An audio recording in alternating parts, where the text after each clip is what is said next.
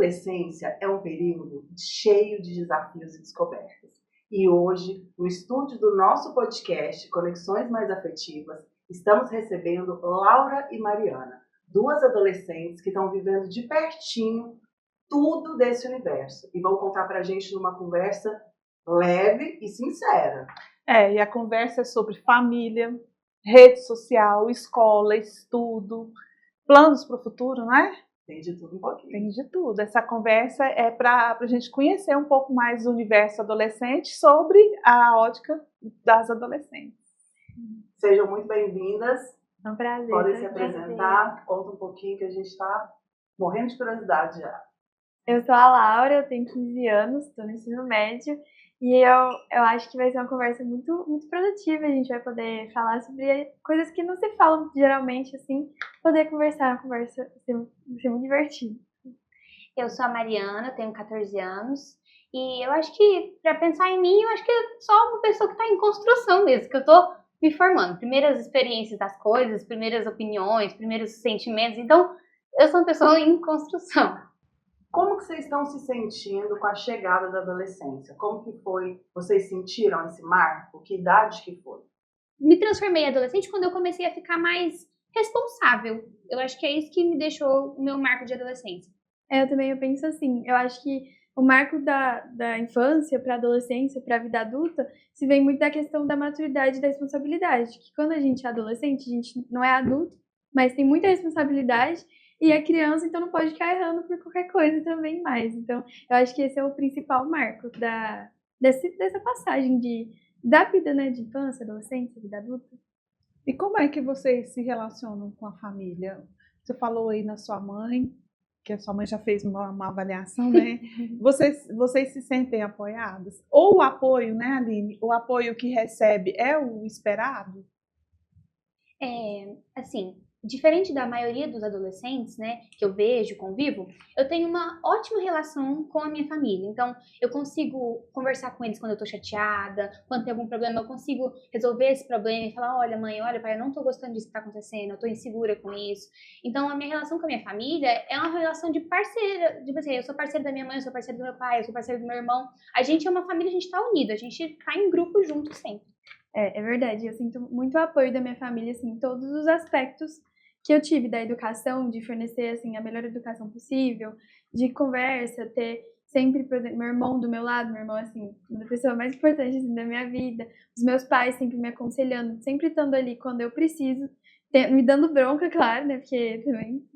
Mas essa questão de parceria, igual ela disse, que é fundamental, eu acho, que sentir, assim, na adolescência, é muito importante. Mas como é que você lida com a bronca?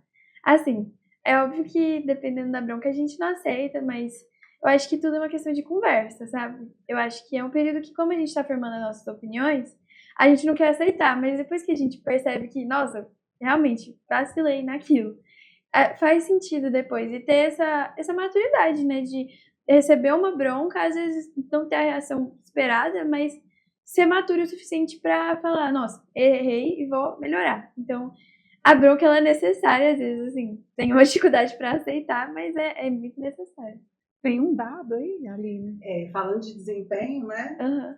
Mais de 60% dos jovens se sentem pressionados no ambiente escolar, né? Tanto pelos pais como pelos professores. Como que vocês se sentem? Eu quero a verdade.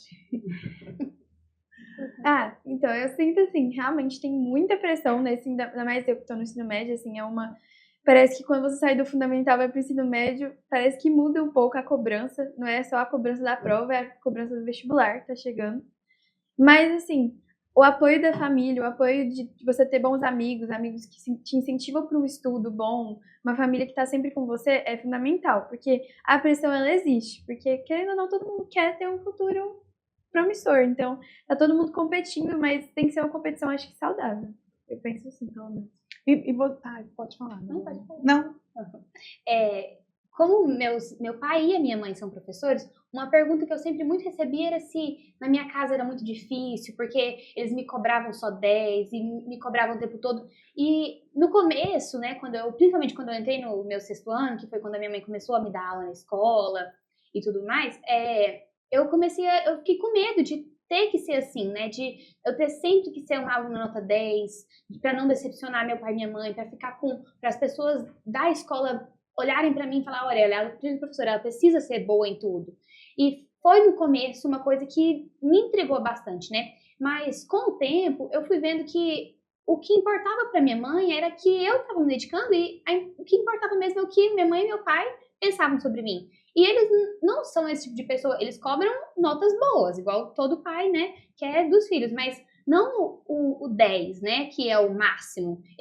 Eles cobram natural para cobrar para uma criança e para um adolescente, né, o que é saudável. Então, eu acho que eu tenho esse apoio o tempo todo, porque eu tô sempre sabendo que eles estão aqui para mim e que eu tô aqui para eles e que eu não preciso ficar preocupada com o que os outros vão pensar.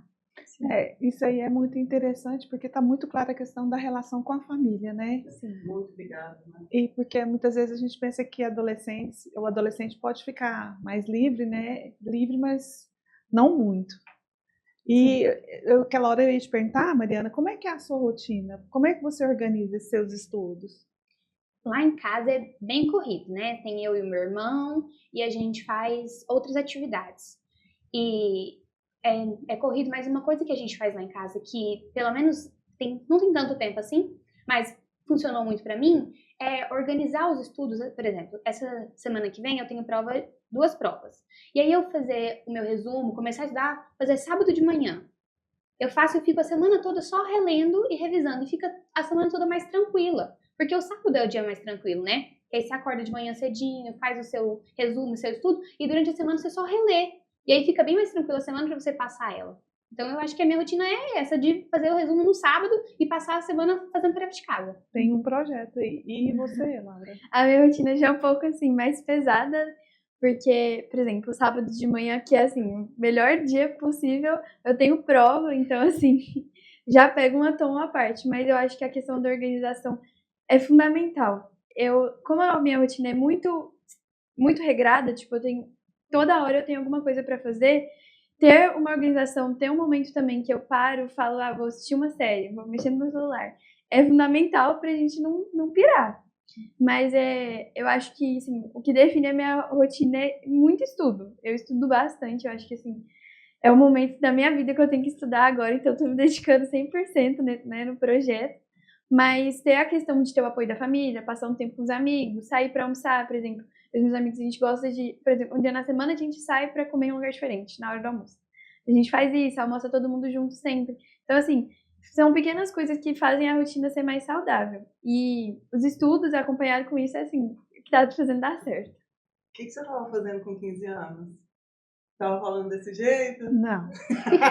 Estava organizada desse jeito? Não. Um tempo os amigos, um tempo o estudo? Assim? Eu tô aqui só pensando, fazendo conta, assim. Viu como é importante a gente conversar com a fonte, realmente? Porque realmente é uma visão, assim... Eu só queria fazer... E essa organização, pelo que eu vi delas, é natural. Sim. Não é uma tortura, né?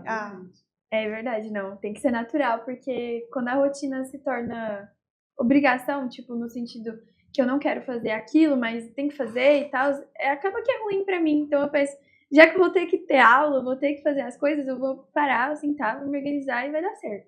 Então é assim que eu faço, assim. E eu acho que dá dando certo. E aí na parte social, eu queria saber, tanto no ambiente escolar como amigos, vocês têm amigos neurodivergentes com transtornos? Amigos autistas, amigos com TDAH, amigos com TOD, vocês convivem com essas pessoas? Vocês têm algum amigo na escola? Alguma pessoa do núcleo de vocês, familiar, vizinho?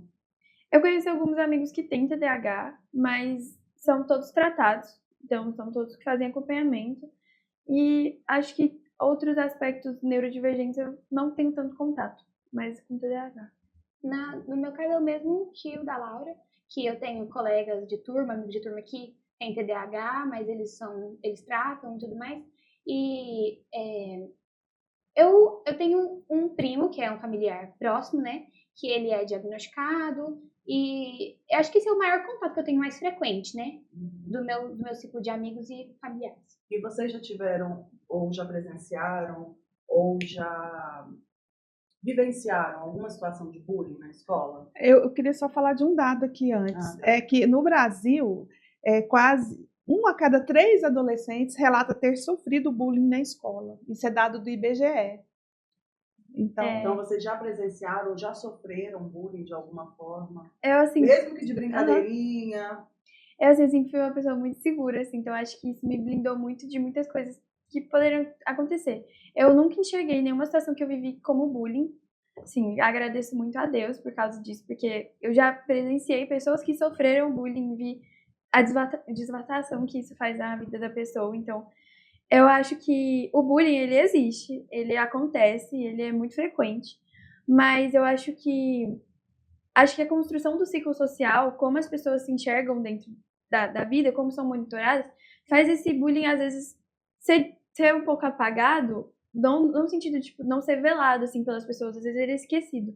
Já, quando eu era menor, tinha mais contato com aquele bullying, aquele clássico de pessoa, não falo com você e tananã. Mas eu percebo que à medida que a gente vai crescendo, esse bullying vai se transformando. Para ser, por exemplo, agora as redes sociais, é um grande polo de disseminação de coisas assim ruins, mas eu acho que com o tempo também eu sinto que os meus amigos, outras pessoas que convivem vão amadurecendo também, e esse bullying que assim faz a pessoa, eu não falo com você porque eu não gosto, vai passando um pouco, vai se transformando assim com o passar do tempo. Eu demorei muito para assumir que o que eu vivi foi bullying. Porque quando a gente pensa no bullying, a gente pensa naquela figura aquela coisa que é pintada nos filmes, né? Que é muito direto e é físico ou é o xingamento direto para a pessoa. E aí, quando eu estava no meu 7º ano, eu sofri bastante com o bullying social, né? Que foi quando algumas pessoas inventaram uma coisa sobre mim e aí as pessoas começaram a se afastar de mim, eu não sabia o porquê. Eu não sabia o que estava acontecendo, e até eu entender o que estava acontecendo foi muito complicado, até eu resolver esse conflito foi muito complicado. Mas assim, essa situação de bullying, a Laura falou, né, que traz muitas coisas ruins para a vida da pessoa, mas também me trouxe muitas coisas boas. E assim, não agradeço o bullying pelo o que aconteceu comigo, né? Lógico que eu preferia não ter acontecido o que eu vivi, mas me trouxe a maturidade, que foi o que eu falei. Eu acho que a minha adolescência começou depois que depois que acabou o período do bullying, eu comecei a tratar na terapia, né? E superar tudo que eu vivi. E foi quando eu comecei a ter maturidade de ver as outras pessoas que estavam sofrendo de uma forma que eu não via. Porque talvez você, por exemplo, o que eu sofri, né? Que foi o bullying de exclusão, às vezes não dá pra ver a pessoa, porque ela tá lá sozinha, mas às vezes você não acha que ela tá sofrendo, ainda mais porque eu sempre fui uma pessoa muito comunicativa, sempre tava conversando por aí, então os professores olhavam e parecia que tava tudo bem, mas eu tava sofrendo, né? E aí eu consigo agora, pelo menos na maioria das vezes, eu consigo ver quando alguém tá sofrendo, quando tem alguém que tá ficando mais sozinho, e aí tem alguma coisa acontecendo, eu consigo perceber que é porque foi alguma coisa que eu vivi. E aí, de acordo com essa vivência sua, qual que é a sua postura hoje? Quando você percebe que alguém está sofrendo bullying, por menor que seja, o bullying ele é constante, né?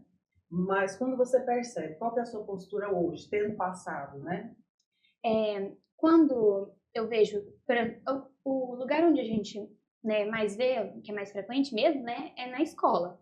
E quando eu vejo que alguém na escola está principalmente vivendo o que eu vivi, eu faço mais questão de tentar ser amiga dessa pessoa. Às vezes a pessoa não está disposta de ganhar outros amigos, mas isso era o que eu mais precisava quando eu estava sozinha. Então, os poucos amigos que eu fiz quando eu estava sozinha, eu agradeço muito. Mesmo da trajetória futura, do que aconteceu no futuro, eu ainda agradeço muito, sou eternamente grata por essas pessoas que tentaram ser minhas amigas e se aproximar de mim durante o meu período de dificuldade. Então eu tento ser amiga, que eu acho que é a coisa que eu mais tenho alcance de fazer para melhorar o dia da pessoa. Porque tem a omissão também, né? Sim. Tem o lado de quem pratica, o que recebe, tem o indivíduo que fica omisso, né? Sim. Ele assiste tudo, que finge que não vê. É muito interessante essa postura. Assim. Você quer complementar? Não, é o que ela falou, essa questão de acolher as pessoas, assim, ter essa visão mais, ter uma empatia maior pelas pessoas é muito, muito importante, porque, igual ela falou, às vezes o que a pessoa precisa é só alguém que dê um bom dia, ter alguém que fale com ela quando ela tá sozinha, faça, por exemplo, dupla, quando trabalha em dupla ela não tem ninguém. Acho que são essas pequenas coisas que às vezes você não vai chegar sendo melhor amiga da pessoa porque você tá com dó dela, mas pequenas coisas que fazem o dia da pessoa ser melhor, sabe? Ficar uma rotina mais leve. Eu acho que eu sempre procuro fazer isso quando eu via casos assim, ficar mais perto da pessoa. E eu acho muito importante mesmo. Na concepção, no olhar de vocês, tem como a escola ser um ambiente mais tranquilo? Como é que poderia ser Mais feito? saudável socialmente? Como é que poderia ser feito para combater? Tem jeito? Eu acho que. Pode falar. Eu acho que a escola já fala sobre isso o tempo todo, né? Sobre nós sermos amigos, que todos nós temos que ser respeitados, né? A escola, desde pequena, eu escuto isso da escola, né? Mas uma coisa que eu acho que, pelo menos, foi muito importante para mim, é a escola ser um ambiente onde o aluno se sente seguro de contar quando está sofrendo, né? Porque eu fui acolhida pela minha escola. A minha escola me acolheu, eu tive que ir lá, né, conversar, porque às vezes não estava sendo visto, né? Mas depois que eu fui acolhida, e até hoje eu sou acolhida. Quando tem qualquer tipo de situação, eu consigo ir na coordenação e conversar. Então, eu acho que a escola ter esse ambiente onde o aluno se sente seguro para poder ir lá e contar, ou os outros alunos que estão vendo o que está acontecendo, ir lá e conversar com a coordenação sobre isso, é um meio de talvez tentar não acabar, né? Porque acho que é um processo que tem muitas camadas, mas diminuir nas escolas e ser um ambiente mais confortável. Eu acho isso também, igual ela falou, acho que o bullying, o preconceito em geral, nunca vai acabar porque a gente acaba que a gente está lidando com muitos tipos de pessoas muito diferentes. Cada pessoa que está dentro da escola, cada aluno, cada professor, todo mundo pensa diferente, ninguém ali é igual. Então, não tem como, às vezes, tocar a cabeça de todo mundo, mas igual ela falou, tornar o ambiente escolar um ambiente saudável, um ambiente seguro, ter sempre campanhas para promover, para fazer as pessoas falarem sobre isso, falar a importância, por exemplo, de uma boa saúde mental, de ter bons amigos, de ter alguém apoiando, assim, não só na escola, dentro de casa, no seu ciclo social também é fundamental esse tipo de coisa. Mas eu acho que tentar achar uma maneira de acabar com o bullying é muito difícil, porque são muitas pessoas diferentes envolvidas nesse processo. Mas existem maneiras de tentar sanar a necessidade das pessoas que passam por esse processo. De minimizar, né? Isso. Sim. E a escola encarar, aceitar, admitir que o problema existe, né? Tem que encarar. Sim, com certeza. E aí, falando ainda dessa parte social, e vamos falar de redes sociais, eu estou curiosíssima. A gente tem um dado que 70% dos adolescentes no Brasil passam mais de 3 horas nas redes sociais por dia. E isso é bom para a socialização, mas também é péssimo para a ansiedade e depressão. Sim. Queria saber de vocês quantas horas vocês passam nas redes sociais, se os pais têm controle e se vocês conseguem perceber os perigos que os adultos tanto falam, se vocês realmente conseguem perceber hoje esses perigos. Eu passo, conforme minha rotina, assim, quando eu tô na escola, eu passo menos tempo na rede social, porque não tem como ficar mexendo às vezes. Mas eu sinto que ter o apoio dos pais, assim, ter o aconselhamento deles perto da gente, falando, olha, isso aqui, ó, toma cuidado, é muito importante. Mas as redes sociais, no mundo que a gente vive, elas se tornaram um principal meio de socialização que muitos adolescentes têm. Então, às vezes, eu entendo a questão dos adultos falarem que a gente está passando tempo demais, que isso é ruim, entendeu? Mas, assim, quando tem um uso saudável da rede social, ele pode ser muito bom para as pessoas.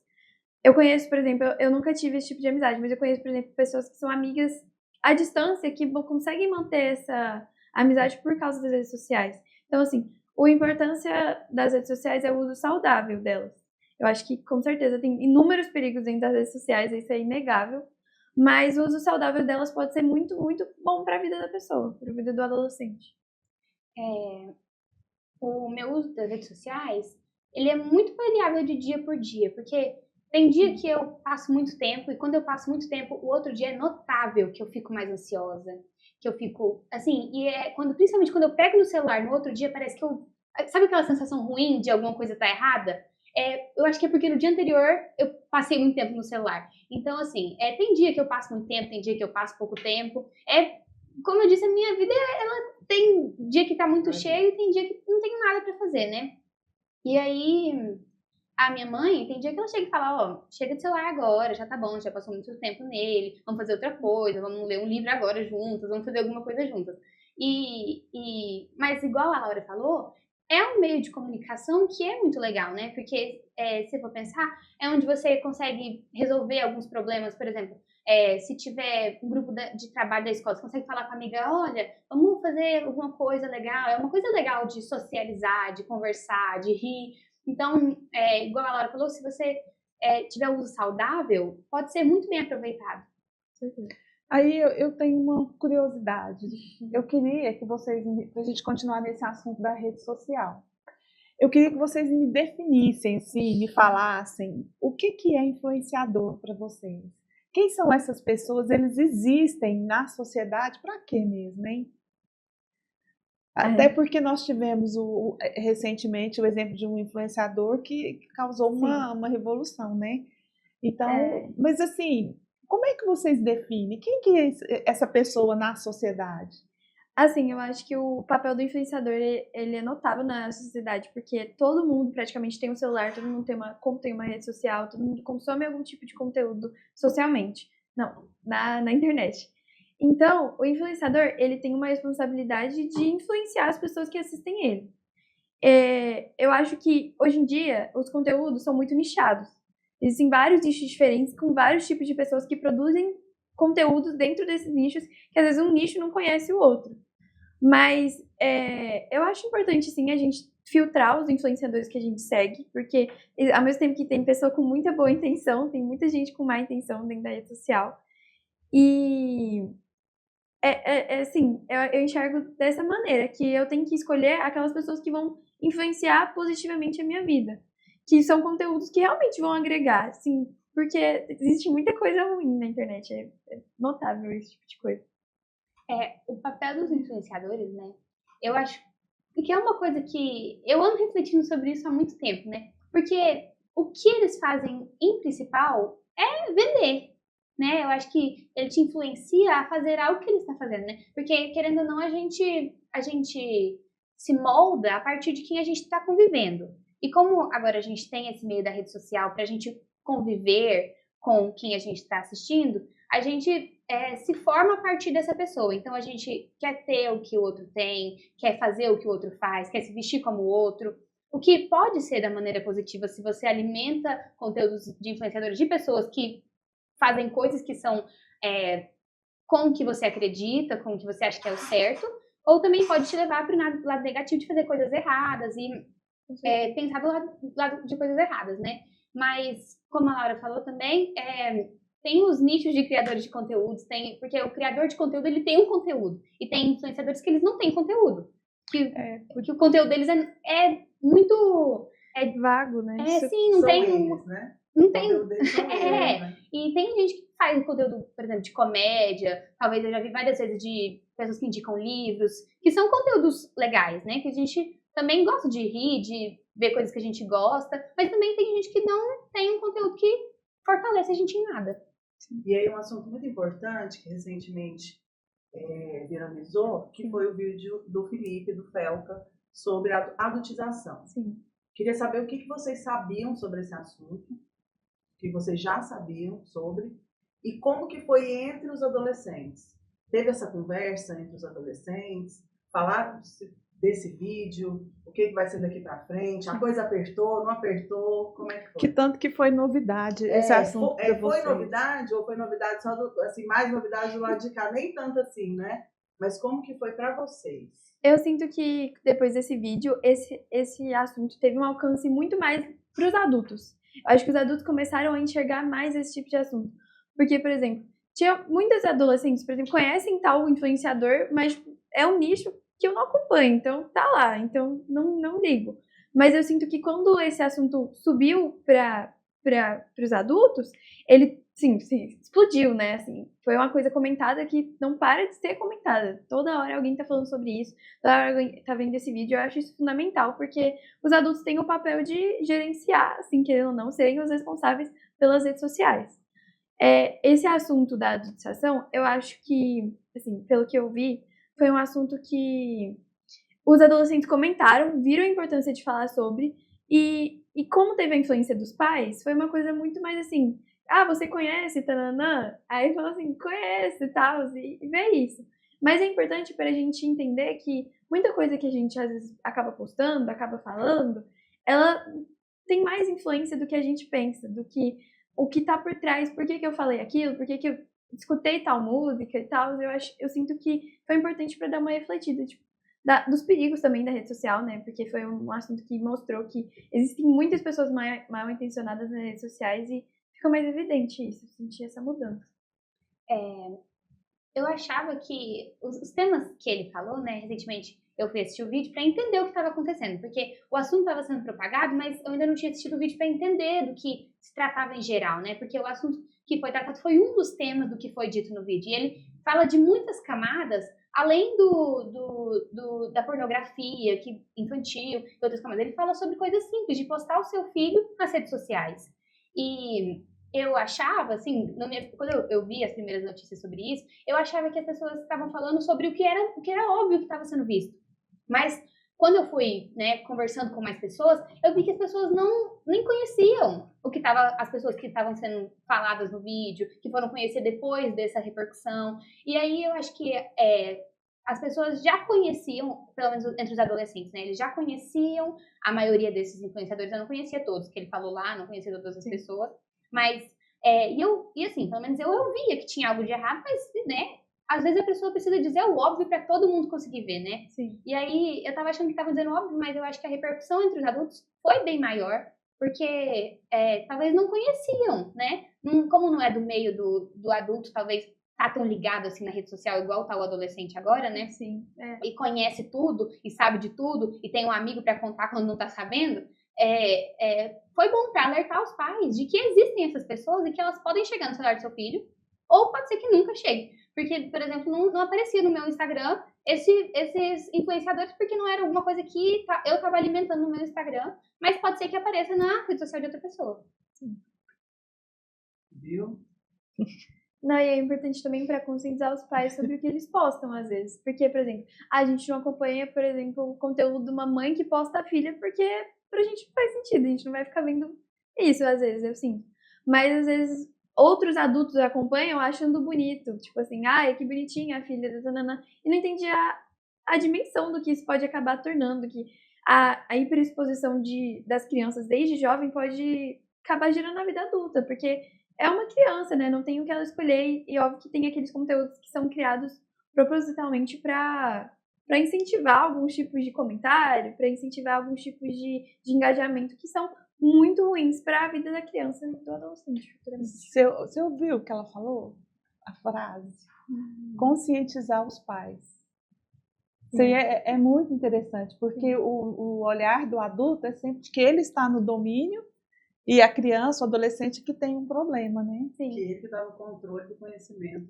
Né? Sendo que esse problema todo foi criado por adultos, né? Assim, se não houvesse esse hiperengajamento de crianças em redes sociais, às vezes nunca aconteceria esses problemas com pornografia, com autodistração, esses outros fatores, que ele não foi criado por adultos que pegam seus celulares e filmam seus filhos, seus adolescentes. Sabe? Então, o papel do adulto é de aconselhar, é de restringir em casos necessários de restrição, mas é essa questão. Assim. Não é a criança que se adultiza, né? É toda uma mentalidade É o adulto que faz isso. Isso é muito interessante. E você, Mariana?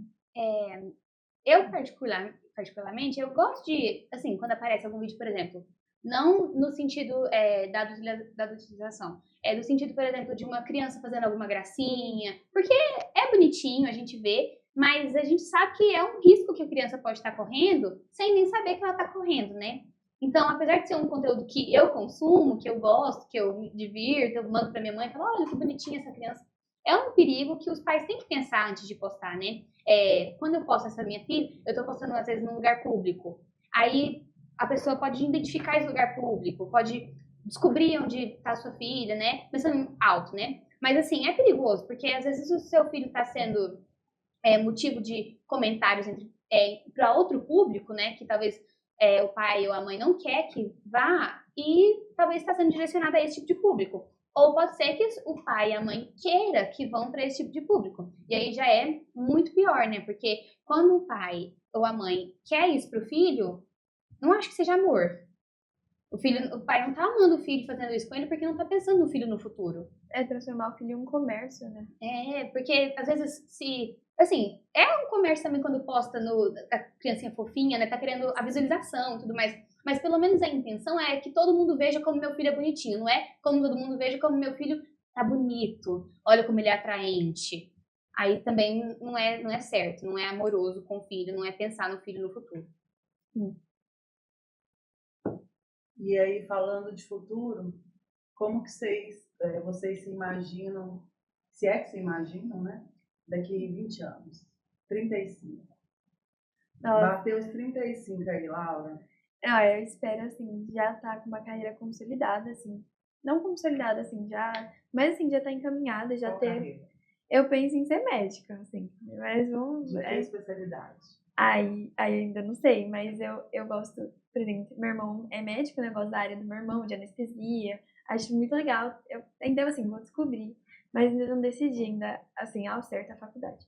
Mas já imagino estando muito feliz, assim, no que eu escolha fazer, ter sempre estado do lado da minha família, dos meus pais, da minha mãe, porque eles já vão estar mais velhinhos, e tá com meu irmão, tá, assim, cercada de gente boa, ter contato com os meus amigos, espero que os meus amigos tenham um futuro tão promissor quanto eu espero que o meu seja, sabe? Que eu vejo quanto eles se esforçam também. E espero estar principalmente feliz, assim, com a meu atual estado, com 35 anos. Com 35, né, eu acho que não é uma coisa que eu penso constantemente, é uma coisa que eu falo pra minha mãe, eu vou viver agora, eu tô vivendo no nono ano, depois eu penso no ensino médio, depois eu penso na faculdade, deixa eu viver agora. Mas eu espero estar feliz, que é uma coisa que sempre foi meu sonho, é ter uma família, então ter uma família é uma coisa que eu sempre sonhei. E sobre a minha profissão, eu não sei o que eu quero ser, uma coisa que eu sonho agora é de formar em jornalismo, mas é uma coisa que eu sonho agora, tenho pouco tempo, mas eu tenho muito tempo ainda para pensar. Então, pode ser que tudo mude, pode ser que nada mude. Então, a profissão, é claro que eu quero ter uma profissão, mas não é o que é o meu foco dessa vida. É, tipo assim, né? Eu me esforço, eu me estudo, mas não é uma coisa que eu me agonio pensando nisso. Porque tem gente que tá agora, com a minha idade, 14 anos, e já fica, ai, o que eu vou ser? Será que eu vou dar certo? Será que eu não vou dar certo? E não, meu sonho é ter uma família. E aí, o que vier, eu vou estar agradecendo e eu vou estar feliz. O que importa é estar feliz. Então, eu espero que eu seja feliz. Eu gostei desse negócio de ser feliz. Ser feliz, né? Eu achei muito importante. Muito importante mesmo. Que esse projeto, né, se realize. Esse é um projeto, né? A gente descobre depois, né? Que esse é o projeto. Se vocês já economizaram Vocês já economizaram aí uns anos. Alguns anos. Eu ficaria aqui até mais tarde, né, Cris? Muito obrigada pela presença de vocês. É a primeira vez, vocês foram as debutantes do nosso podcast, né? Adolescentes. Assim, é um privilégio escutar, realmente. Eu acredito que nós não tivemos essa oportunidade, né, de falar tão abertamente, de ter uma mente tão organizada aos 15 anos. Acho que é isso, é uma mente organizada mesmo. E é um privilégio escutar vocês, de verdade. Muito obrigada por vir, porque a gente imaginou que ia ser mais difícil, né, Cris, trazer 2 adolescentes. A gente achou que ia ser mais difícil. Então, assim, uma conversa assim, incrível. Espero que no ano que vem, quando a gente fizer de novo essa temporada de adolescentes, a gente consiga trazer mais adolescentes tão interessantes quanto vocês, viu? Foi um prazer, contem sempre comigo, que eu adorei, foi uma experiência muito legal. Eu também adorei, muito obrigada. Eu gostei muito, eu fiquei muito orgulhosa dessas meninas. Professora, né? Professora. Mas eu queria falar, né, que quem gostou como a gente, né, compartilhe o nosso podcast nas redes sociais, chame as pessoas para conhecerem. Eu acho que foi muito esclarecedor, assim, quem é essa geração que está chegando aí, né? Algumas pessoas falam mal, mas eu acho que são encantadoras essas meninas. Encantadoras e dando show e dando aula, viu? Vale a pena dar o play, mandar para todo mundo e a gente fica aqui se preparando para a próxima. Até lá! Tchau. Tchau.